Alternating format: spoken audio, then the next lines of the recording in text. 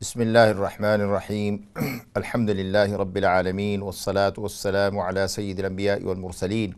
سیدنا و مولانا محمد وعلی آلہ واصحابہ اجمعین اما بعد السلام علیکم ورحمۃ اللہ وبرکاتہ۔ میرے واجب الاحترام بزرگوں، عزیز ساتھیوں اور پیارے نوجوان بچوں اور میری ماؤں، بہنوں اور بچیوں، آج اس دین و دنیا کی نئی سیشن میں آپ کا خیر مقدم کرتا ہوں اور آپ کو خوش آمدید کہتا ہوں اور دعا کرتا ہوں کہ اللہ تعالی مجھے اور آپ سب کو بلکہ ساری انسانیت کو امن اور سلامتی اور عافیت نصیب کرے،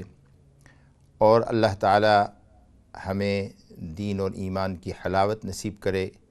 اور اپنی زندگی رسول اللہ صلی اللہ علیہ وسلم کے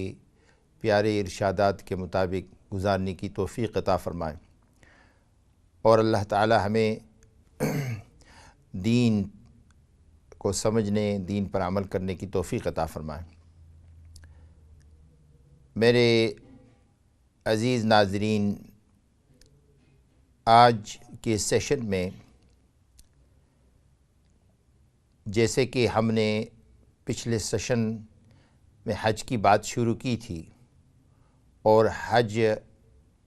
کے احوال، فضائل اور مسائل مختصراً آپ کی خدمت میں عرض کیے تھے، اور میں نے پچھلے سیشن میں یہ آپ کی خدمت میں یہ عرض کیا تھا اور یہ گزارش کی تھی کہ اگلی سیشن میں انشاءاللہ مدینہ منورہ کی زیارت، اس کے مسائل، اس کے فضائل اور اس کے آداب آپ کی خدمت میں انشاءاللہ کوشش کروں گا کہ عرض کر سکوں۔ لیکن جیسے کہ اس دین و دنیا کے پروگرام میں ہم یہاں جیسے کہ جہاں دینی مسائل اور دین کے اہم امور اور ہمارے گرد و پیش کے حالات، اس کے متعلق ہم آپ کی خدمت میں کچھ نہ کچھ عرض کرتے رہتے ہیں، گزارشات اور معلومات آپ تک پہنچانے کی کوشش کرتے ہیں، جس کا مقصد یہ ہے کہ ہمیں اللہ تعالی خود ہمارے اور دوسروں کے احوال سمجھنے کی توفیق عطا فرمائے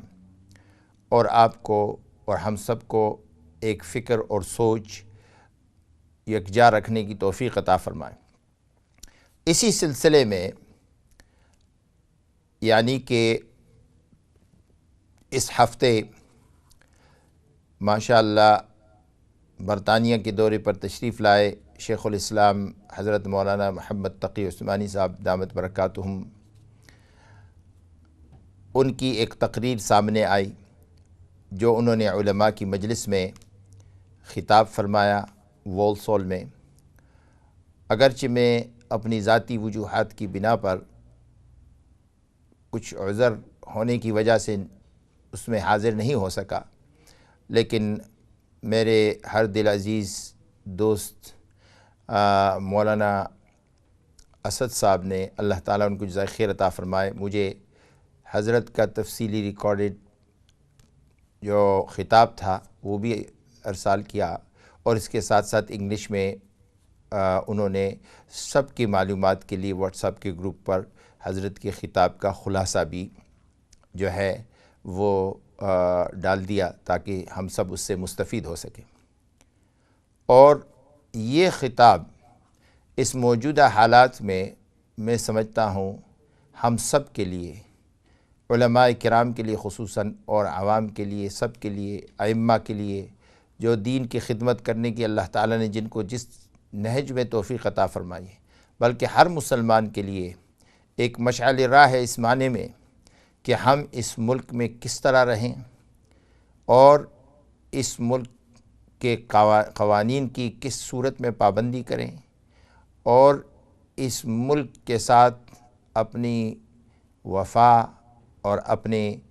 پرعزم طریقے سے اس کی ترقی اور اس کی تعمیر میں شرکت کریں۔ اور اس کے ساتھ ساتھ یہ ہے کہ دین کی صحیح سمجھ اور اسلام کے صحیح نہج کو جو ہے دوسروں کے سامنے پیش کرے، اور اسلام کو، جیسے کہ کچھ تنظیمیں اسلام کو بدنام کر رہی ہیں، نوجوانوں کو متاثر کر رہی ہیں، اور اپنے خوبصورت باتوں سے، اور در حقیقت انہوں نے انسانیت کے خلاف ایک ظلم برپا کیا ہوا ہے۔ اسی سلسلے کی ایک کڑی، اور بلکہ اسی سلسلے کی ایک ظلم اور بربریت کی ایک مثال یہ ہے کہ فرانس کے شہر نیس میں، یعنی کہ جو شوال کے ابتدائی ایام میں بے گناہ لوگوں کو روندا گیا اور قتل کیا گیا، جو انتہائی افسوس کی بات ہے۔ اس کے بعد ہفتہ ڈیڑھ پہلے ایک 84 سال کے ایک راہب، ایک پادری، ایک پریسٹ، جس نے اپنی ساری زندگی کنیسے کے لیے وقف کی تھی، اور دوران عبادت جب وہ اپنی مذہب کی عبادت کر رہا تھا، لوگوں کے سامنے انتہائی بری طریقے سے بے دردی کے ساتھ ان کو قتل کیا گیا۔ یہ کتنی افسوس کی بات ہے۔ یہ خود رسول اللہ صلی اللہ علیہ وسلم کے واضح ارشادات اور احکامات کی صراحتاً خلاف ورزی ہے۔ کیا ایسے لوگ اسلام کا نام لے سکتے ہیں؟ کیا ایسے لوگ اپنے آپ کو مسلمان کہہ سکتے ہیں، جو رسول اللہ صلی اللہ علیہ وسلم کی ارشادات کی کھلے عام خلاف ورزی کر رہے ہیں اور اسلام کو بدنام کر رہے ہیں؟ اور یہ چرچ اور اس کے جو پادری تھے، جن کو قتل کیا گیا بے دردی کے ساتھ، یہ وہ لوگ ہیں، اس شہر والے، جہاں پر مسلمانوں نے ایک مسجد قائم کی، اور یہ وہاں کے جو ذمہ دار حضرات ہیں مساجد کی تنظیم کے، ہمارے جو مغاربہ ساتھی ہیں، انہوں نے ہمیں یہ بتایا کہ وہاں مسجد مسلمانوں نے قائم کی چھوٹی سی، لیکن اس کو پلاننگ پرمیشن نہیں مل رہی تھی، کیونکہ اس کے ساتھ پارکنگ کے لیے جگہ نہیں تھی۔ تو بتانے والوں نے یہ بتایا کہ 800 مربع میٹر کی جگہ جو ہے اس چرچ کی اور اس پادری صاحب کی اور دوسرے لوگوں کی کوششوں سے مسلمانوں کو 1 یورو برائے نام، یعنی مفت دی گئی مسجد کے لیے، تاکہ ان کی مسجد کی پلاننگ پرمیشن ان کو حاصل ہو۔ اب یہ ایسے اسلام دوست لوگ، مسلمان دوست لوگ، مسلمانوں کو چاہنے والے، ان کو جو قتل کریں گے، کیا وہ مسلمان ہیں یا کیا وہ اسلام کو ریپریزنٹ کرتے ہیں؟ کبھی بھی نہیں۔ ان لوگوں کا اسلام سے کوئی تعلق نہیں، بلکہ یہ اسلام کے دشمن ہیں، اور اسلام اور مسلمانوں کے خلاف ان ممالک میں جہاں اسلام خوب اللہ کے فضل و کرم سے پھیل رہا ہے اور اسلام کی روشنی پھیل رہی ہے، یہ اس کو روکنے کی کوشش کر رہے ہیں۔ یہ اس سازش کا نتیجہ اور ذریعہ ہے۔ اللہ تعالیٰ ان سے زمین کو پاک کرے۔ یہ ایک ایسا شر جس کی ہم جتنی مذمت کریں کم ہے۔ اس لیے حضرت مولانا شیخ الاسلام حضرت مولانا محمد تقی عثمانی صاحب دامت برکاتہم، ان کی خطاب میں نوجوانوں کی طرف بھی اشارہ تھا، اور یہ کہ ائمہ اور علماء، ہم سب کی یہ ذمہ داری بنتی ہے کہ وہ نوجوان جو اس قسم کے افکار سے متاثر ہو رہے ہیں، اور زیادہ تر لوگ انٹرنیٹ کے ذریعے سے اور دوسرے ذرائع سے جو ہے وہ آئسولیٹ ہو کر کے، الگ تھلگ ہو کر کے ایسے افکار سے متاثر ہو رہے ہیں، ان تک رسائی یہ انتہائی ضروری ہے، اور یہ ہماری ذمہ داری بنتی ہے کہ ہم بچوں کو اس قسم کے لوگوں سے بچائیں، نوجوانوں کو خصوصاً۔ اور تمام نوجوان بھی یہ کان کھول کر کے سن لیں کہ مسلمانوں کے ساتھ جو تمام مسلمان ایک ساتھ اکٹھے چل رہے ہیں، ایک نہج پر چل رہے ہیں، ایک ساتھ چل رہے ہیں، اسی کو لیا جائے۔ مسلمانوں کی جماعت سے، مسلمانوں کی جو علماء کی تمام مکاتب فکر کے علماء کی ایک ساتھ کی فیصلے ہیں اور تنظیمیں ہیں، ان سے اختلاف کرنا اور اس کے خلاف چلنا یہ انتہائی نقصان دہ ہوگا ان کے لیے، بلکہ اس کی مثال یہ دی جائے گی کہ مسلمانوں کی جو بنیادی مین سٹریم جماعتیں ہیں ان سے الگ ہو کر کے چلنا یہ اپنے آپ کو گمراہی کی طرف لے جانے والی بات ہے۔ تو اس لیے یہ چند باتیں میں نے عرض کی کہ یہ ایک سازش ہے تاکہ ایک بیکلش سچویشن، ایک ایسی سچویشن پیدا کی جائے کہ یہاں کے لوگوں میں جو ہے اسلام اور مسلمانوں کے خلاف نفرت پیدا کی جائے، اور وہ طبقہ جو خصوصاً اسلام اور مسلمانوں کے خلاف نفرت پھیلانے میں لگا ہوا ہے یہ ان کی مدد کرنے والے ہیں، یہ ایک طرح سے مسلمانوں کو نقصان پہنچانے والے ہیں، ان کا اسلام سے کوئی تعلق نہیں۔ اس لیے اسلام تو امن کا دین ہے، وفا کا دین ہے، عہد کا دین ہے۔ اسلام یہ مطالبہ کرتا ہے کہ مسلمان جہاں کہیں رہیں وہاں کے سرزمین کے قانون کے پابند اور وفادار ہوں، اور اس سرزمین کی جتنی بھی ان کے اوپر جو ہے عہد و پیمان ہیں، بلکہ اس کی دفاع، اس کی جو ہے ترقی، اس کی تعمیر میں حصہ لینا یہ ہر مسلمان کا فریضہ ہے، اور اس میں دل کھول کر کے جو ہے جہاں ہم جتنے مفادات اور فوائد حاصل کر رہے ہیں وہاں ہمارے اوپر یہ بھی ذمہ داری ہے کہ ہم ان خدمات کو پیش کرنے میں حصہ لیں، خواہ وہ پولیس ہے، خواہ وہ فوج ہے، خواہ وہ ہاسپٹلز ہیں، خواہ وہ دوسرے جو رفاعی کام ہیں، جو ملکی ترقی کے کام ہیں، جو جتنا بھی جس طریقے سے کر سکے دوسرے اقوام کے ساتھ قوموں کی حیثیت سے ایک جو ہے نیشنلٹی لے کر کے اس میں حصہ لینا یہ اس کا حصہ ہے، یہ اس پروگرام کا حصہ ہے کہ ہم اس ملک کے پابند قوانین شہری ہیں، قانون کا احترام کرتے ہیں، اور اپنے مذہب پر قائم رہنا، اپنے مذہب کو سیلیبریٹ کرنا اور دوسروں کو احترام کی نگاہ سے دیکھنا، دوسروں کی بے عزتی نہ کرنا، دوسروں کے خلاف جو ہے نفرت نہ پھیلانا یہ انتہائی ضروری ہے، یہ ہماری قانونی ذمہ داری ہے۔ اس لیے میں نے یہ چند گزارشات پیش کی، اور یہ وہ گزارشات ہیں جو مسلمان کے لیے پرانی نہیں ہیں، نئی نہیں ہیں، بلکہ مسلمان کے سامنے ہر وقت یہ موجود ہونے چاہیے، اور یہ وہ جو احکامات ہیں، جو مسائل ہیں، جو ایشوز ہیں جن کی طرف رسول اللہ صلی اللہ علیہ وسلم نے اپنے میثاق مدینہ یا جس کو ہم انگلش میں مدینہ ٹریٹی کہتے ہیں اس کے اندر جو ہے آپ نے یہ ساری چیزیں پیش کی۔ آپ نے تمام پہلی مرتبہ تاریخ انسانیت میں مختلف اقوام کو اکٹھا کیا اور ان کو ایز اے ون نیشن، ایک قوم کے حیثیت سے اس بات پر اکٹھا کیا کہ سب عزت اور احترام کے ساتھ رہیں گے، اور ہر ایک کو اپنی مذہب کی آزادی حاصل ہوگی، اور ہر ایک کو اپنے ہر ایک کی جان و مال کے تحفظ کی ضمانت آپ نے دی۔ اور آپ نے کئی دوسرے مذاہب کو جو صحیفے لکھے، جو کتابیں، جو رسائل اور خطابات لکھے، اس میں جو آپ نے جو بہت ہی اہم اور تفصیلی طریقے سے ان کو ضمانتیں دی، یہ اسلام کی تاریخ ہے، اسلام اس پر شاہد ہے۔ اسلام کبھی بھی جفا کی اجازت نہیں دیتا، منافقت کی اجازت نہیں دیتا، بے وفائی کی اجازت نہیں دیتا۔ اس لیے یہ ہمارے ملک ہیں، ہم اس میں رہ رہے ہیں، اس کی قوانین کی پابندی، اس کا احترام کرنا، اس کے رفاعی اداروں میں، حفاظتی اداروں میں، دوسرے اداروں میں، ملکی سلامتی کی اداروں میں مسلمانوں کا حصہ لینا یہ انتہائی اہم اور ضروری ہے۔ یہ ہمارا دینی فریضہ ہے کہ ہم اس قوم اور اس ملک کی ترقی میں شانہ بشانہ کھڑے ہوں۔ اب بعض لوگ جو ہے ابھی تک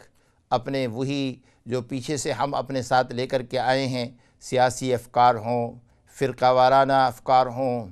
اختلافی افکار ہوں، دوسری چیزیں ہوں، ضد اور عناد اور بغض کے جو بستے ہم اپنے ساتھ لے کر کے آئے ہیں انہی کو پھرتے پھراتے رہتے ہیں۔ اس سے توبہ کرنا چاہیے، اپنے ذاتی اغراض کو ختم کرنا چاہیے، اخلاص کے ساتھ اللہ کے رضا کے لیے اسلام اور مسلمانوں کی مفادات اور خدمت کی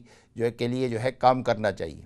اور میں سمجھتا ہوں کہ یہ کسی ایک فرقے کی بات نہیں، ایک مکتب فکر کی بات نہیں، ایک جماعت یا ایک فریق کی یا ایک فرد کی بات نہیں، سب کی اکٹھی بات ہے، ساری قوم اور ملت کی بات ہے، اور اس کو سمجھنا چاہیے۔ اور میں اس سے بھی اختلاف کرتا ہوں کہ بعض لوگ بسا اوقات میں بعض پروگراموں میں گیا تو وہاں لوگ تقریر کر رہے ہیں تو کہہ رہے ہیں جی فلاں جگہ ہمارے خلاف سازش ہو رہی ہے، فلاں حکومتی ادارے ہمارے خلاف یہ کر رہے ہیں، ہمارے ادارے کے ساتھ ایسا ہوا ہے، یہ ہوا ہے، وہ ہوا ہے۔ یہ بالکل غلط ہے۔ میں اس بات کا گواہ ہوں کہ الحمدللہ حکومتی ادارے تمام مکاتب فکر کو یک نظر ہو کر کے دیکھتے ہیں، ان کے ساتھ بہت اچھی طریقے سے معاملہ کرتے ہیں، اور یہ ہماری ذمہ داری ہے کہ ہم قوانین کی پابندی کریں، ملکی اصول کے مطابق جو ہے اپنی زندگی گزاریں، اپنے معاملات کو۔ یہاں ہر ایک کو اپنی مذہبی آزادی ہے، لیکن اس کا مطلب یہ نہیں کہ نفرت پھیلانا، بری طریقے سے کسی چیز کو پیش کرنا۔ دلائل کے ساتھ آپ آئیں، پیش کریں، اور اپنی بات کو، گفتگو کو اچھی طریقے سے اپنے آداب کے اندر عرض کریں اور پیش کریں، اور لوگ کر رہے ہیں۔ بہرحال یہ چند باتیں آپ کی خدمت میں گوش گزار کرنی تھی، لیکن یورپ میں اس وقت ہزاروں، لاکھوں، ملینوں مسلمان رہ رہے ہیں، اور اس بات کی انتہائی اشد ضرورت ہے کہ ہم ان مسلمانوں کی رہنمائی کریں۔ کم من المسلمین الحمدللہ یعیشون فی هذه البلاد ويحتاجون إلى إرشاد صحیح صریح ويحتاجون إلى أنهم يرشدوا إلى الدين، إلى دين الله سبحانہ وتعالى عز وجل۔ یہ احتیاج تمام مسلمانوں کے لیے، تمام مکاتب فکر کے لیے یہ انتہائی ضروری ہے کہ اس کو سمجھ سکیں کہ ہم اپنے نوجوانوں کی حفاظت کریں، برے افکار سے، ان کی ڈیویشن سے، ان کی اور گمراہی سے اور ضلال سے ان کی بچاؤ کر سکیں۔ So we are saying again and again this, that it is very important that our youth in this country, or in the whole of Europe actually, and America particularly, they get this message that they must not deviate from the mainstream Muslim community۔ بہرحال میں یہ چند باتیں، گزارشات آپ کی خدمت میں عرض کر رہا تھا۔ اب موضوع کی طرف جاتے ہیں کہ مکہ مکرمہ میں حج کی تکمیل کے بعد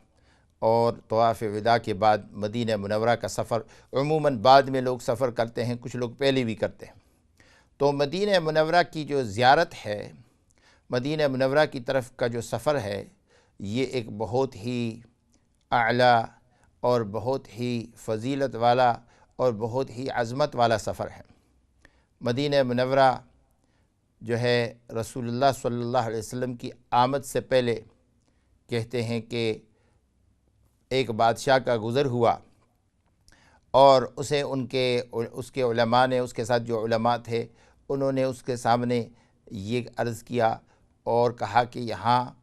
ایسے ایک اللہ کی نبی، آخری نبی کی بعثت ہونے والی ہے، یا جو کہ یہاں ان کا آخری مسکن ہوگا۔ وہ اتنے خوش ہوئے، انہوں نے رسول اللہ صلی اللہ علیہ وسلم کے نام خط لکھا اور لوگوں کو گھر آباد کر کے دیے جو یہاں رہنے والے تھے۔ تو یہ ساری ایک تاریخ ہے مدینہ منورہ کی، جس کے لیے ایک طویل وقت چاہیے، لیکن مدینہ منورہ اللہ تعالیٰ نے اس کو، جیسے کہ مکہ مکرمہ کو خیر اور برکتوں کی جگہ بنایا ہے، اسی طرح اللہ تعالیٰ نے اپنے نبی صلی اللہ علیہ وسلم کے لیے مدینہ منورہ کو بھی بڑی عظمت اور فضیلت نصیب کی ہے۔ مدینہ منورہ کے جو لوگ ہیں، مدینہ منورہ کے جو کھیت ہیں، مدینہ منورہ کی جو خوراک اور طعام ہے، مدینہ منورہ کے یہاں تک کہ سرزمین ہے، ان سب کے لیے رسول اللہ صلی اللہ علیہ وسلم نے برکت کی دعائیں کی، مدینہ والوں کے بچوں کے لیے، مدینہ کے لوگوں کے لیے، اور وہ دعائیں وہ سامنے انسان کو اس کا اثر نظر آتا ہے جب مدینہ منورہ میں ہم داخل ہوتے ہیں۔ مدینہ والے وہ لوگ ہیں جنہوں نے اللہ کے نبی صلی اللہ علیہ وسلم کو پیار دیا، اللہ کے نبی صلی اللہ علیہ وسلم کا استقبال کیا، اللہ کے نبی صلی اللہ علیہ وسلم کی میزبانی کا ان کو شرف نصیب ہوا، اور آپ صلی اللہ علیہ وسلم نے فتح مکہ کے وقت کہا کہ لوگ مدینہ کے انصار کو کچھ نہیں ملا، تو وہ سب سوچنے لگے کہ رسول اللہ صلی اللہ علیہ وسلم نے تو اتنی غنائم تقسیم کر لیں، ہمیں کچھ بھی نہیں ملا۔ تو آپ صلی اللہ علیہ وسلم کھڑے ہوئے، آپ نے فرمایا کہ اے مدینے کے انصار، لوگ اپنے ساتھ بھیڑ بکریاں، سونا چاندی اور مال و دنیا و دولت لے کر کے گئے، اور مدینے والوں تم اپنے ساتھ اللہ کے نبی صلی اللہ علیہ وسلم کو لے کر کے جاؤ گے۔ انہوں نے رو رو کر کے محمد الرسول اللہ صلی اللہ علیہ وسلم کا کہ اس ارشاد پر اپنی محبت کا اظہار کیا، اور انہوں نے کہا اللہ کے نبی صلی اللہ علیہ وسلم، اس سے بڑھ کر کے ہمارے لیے کوئی سعادت نہیں، کوئی ہمارے لیے احسان نہیں، یہ سب سے بڑا احسان ہے ہمارے اوپر آپ کا۔ اور رسول اللہ صلی اللہ علیہ وسلم نے مدینہ منورہ کو اپنی ہمیشہ کے لیے ماوا اور مسکن بنایا۔ تو ہمارے اہل سنت والجماعت کے مطابق حج کے لیے جائے انسان تو مدینہ منورہ کی زیارت کے لیے جائے، اس لیے کہ حج کے لیے جا کر کے مدینہ منورہ کی زیارت نہ کرنا یہ رسول اللہ صلی اللہ علیہ وسلم کے ساتھ جفا اور بے وفائی ہوگی۔ اور مدینہ منورہ کی زیارت کا جب سفر شروع ہو جاتا ہے تو فرمایا کہ سارے راستے پر رسول اللہ صلی اللہ علیہ وسلم پر درود شریف بھیجنا، اور آپ صلی اللہ علیہ وسلم کی ہجرت کا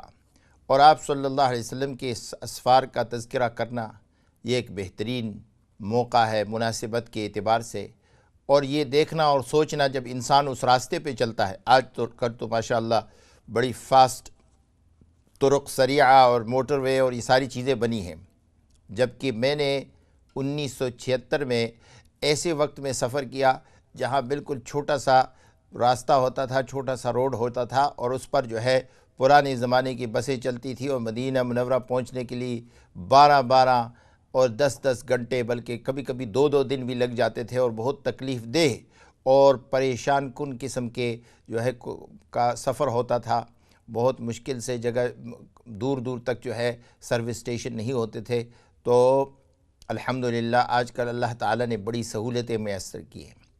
تو مدینہ منورہ کے سفر میں جو ہے رسول اللہ صلی اللہ علیہ وسلم پر زیادہ سے زیادہ درود شریف بیچ کر کے اپنی محبت کا اظہار کیا جائے، اور مدینہ کی قرب اور مدینہ کی قریب پہنچنے کے اور آداب سیکھے جائے کہ بھائی کیا کرنا ہے کیا نہیں کرنا ہے، اور مدینہ کی فضائل بھی ایک دوسرے کو بتائے جائیں۔ مدینہ ایک ایسا شہر ہے جس کو اللہ تعالیٰ نے اپنے حفاظت میں رکھا ہے، اور رسول اللہ صلی اللہ علیہ وسلم نے فرمایا کہ اللہ نے مدینہ کے ارد گرد جو ہے حراس اور ایسے فرشتے بٹھائے ہیں اس میں کوئی ایسے فتنے والے داخل نہیں ہوتے، دجال داخل نہیں ہوگا۔ اور اس کے ساتھ ساتھ یہ ہے کہ اللہ تعالیٰ نے مدینہ منورہ کو برکات نصیب کی ہیں۔ خود رسول اللہ صلی اللہ علیہ وسلم نے فرمایا کہ مکہ کو حضرت ابراہیم علیہ السلام نے حرم قرار دیا، اور میں مدینہ منورہ کو حرم قرار دیتا ہوں۔ اور یہ حرم کا مطلب یہ ہے کہ وہاں کے جو جتنے بھی جو اشیاء ہیں اور اشجار ہیں اور جو ہے لوگ ہیں، ان سب کی تقدس کو رسول اللہ صلی اللہ علیہ وسلم نے یہ حرم قرار دے کر کے اس کو جو ہے برقرار کیا۔ اس کے ساتھ ساتھ یہ ہے کہ مدینہ منورہ میں داخل ہونے سے پہلے علماء کرام یہ ارشاد فرماتے ہیں کہ انسان اگر ہو سکے، اور جگہ جگہ مدینہ کے مدخل پر آج کل بھی غسل خانے اور کپڑے پہننے کی اور اچھے یعنی اپنے آپ کو صاف ستھرا کرنے کے لیے جگہ بنائی ہوئی ہیں، اور یہ مستحب ہے کہ غسل کر کے خوشبو لگا کر کے کپڑے پہن کر کے مدینہ منورہ میں داخل ہوں۔ صحابہ کرام جب دور دراز سے تشریف لاتے تھے رسول اللہ صلی اللہ علیہ وسلم کی زیارت کے لیے، تو یہی ان کا معمول تھا کہ وہ جو ہے اپنے آپ کو صاف ستھرا کر کے رسول اللہ صلی اللہ علیہ وسلم کے دربار میں حاضر ہوتے تھے۔ اور ظاہر ہے کہ انسان دور سے جائے، حضور اکرم صلی اللہ علیہ وسلم کے مہمان کے حیثیت سے جائے، آپ کی زیارت کی نیت سے جائے، اور آپ کے سامنے پیش ہونے کی نیت سے جائے، تو اپنے آپ کو صاف کرے، ستھرا کرے، خوشبو لگائے اور اچھے کپڑے پہنے، اور پھر آپ صلی اللہ علیہ وسلم کے شہر میں داخل ہو۔ اس کے بعد کیا آداب ہیں، کیا نیتیں ہیں، کس طریقے سے رہے وہاں پر، کس طریقے سے سلام پڑھیں گے، یہ انشاءاللہ ابھی ہم بریک پر جاتے ہیں۔ بریک سے واپس آنے کے بعد انشاءاللہ ان ساری چیزوں پر گفتگو کریں گے۔ آپ ہمارے ساتھ رہیے۔ السلام علیکم ورحمۃ اللہ وبرکاتہ۔